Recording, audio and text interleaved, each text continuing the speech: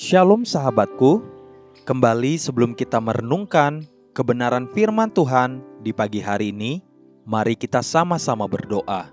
Bapa kami yang ada di sorga, dikuduskan dan dimuliakanlah nama-Mu ya Tuhan.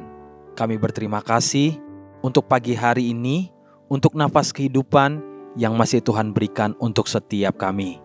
Sebelum kami mengawali setiap aktivitas dan pekerjaan kami rindu untuk kembali mendengar dan belajar tentang kebenaran firman-Mu. Tuntun setiap kami ya Tuhan. Amin. Pagi hari ini, kita akan kembali merenungkan kebenaran firman-Nya dengan tema, Apabila Tuhanlah yang memimpin hidupku. Mari kita buka Alkitab di dalam kitab Yeremia pasal 25, ayat 3 sampai ayat yang ke-7. Demikian firman Tuhan.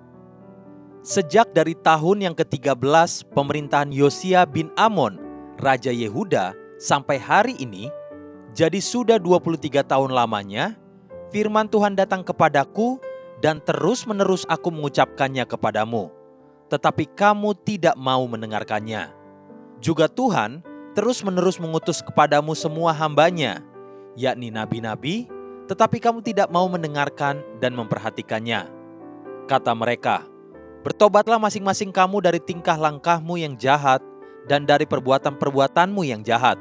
Maka kamu akan tetap diam di tanah yang diberikan Tuhan kepadamu dan kepada nenek moyangmu, dari selama-lamanya sampai selama-lamanya. Juga janganlah kamu mengikuti Allah lain untuk beribadah dan sujud menyembah kepadanya. Janganlah kamu menimbulkan sakit hatiku dengan buatan tanganmu, supaya jangan aku mendatangkan malapetaka kepadamu. Tetapi kamu tidak mendengarkan aku, demikianlah firman Tuhan, sehingga kamu menimbulkan sakit hatiku dengan buatan tanganmu untuk kemalanganmu sendiri. Perhatikan kedalaman dan kesabaran hati Tuhan. Berpuluh-puluh tahun, bahkan dikatakan sejak dari tahun yang ke-13 pemerintahan Yosia bin Amon, Raja Yehuda, sampai hari di mana firman Tuhan melalui Yeremia ini turun, jadi sudah 23 tahun lamanya, firman Tuhan datang kepada Yeremia dan terus-menerus Yeremia mengucapkannya kepada bangsa itu. Tetapi mereka tidak mau mendengarkannya.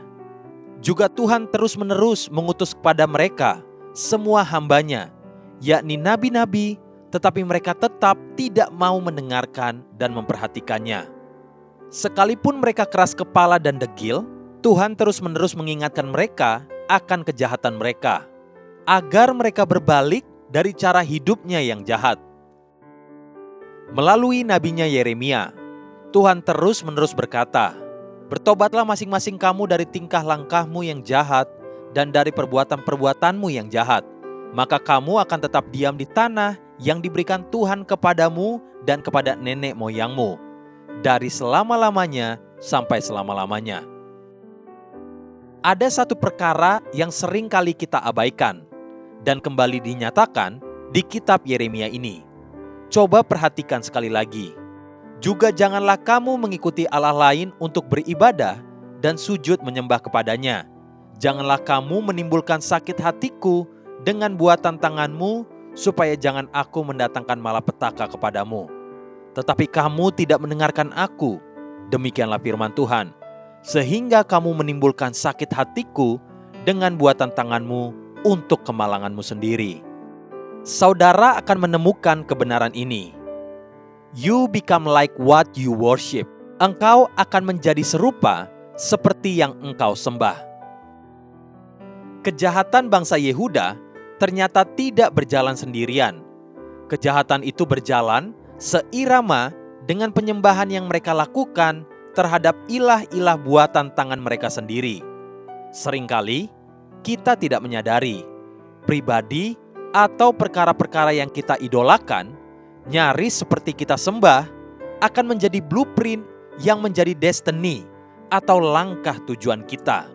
Karakter manusia akan berubah semakin lama, semakin ke arah yang dia sembah.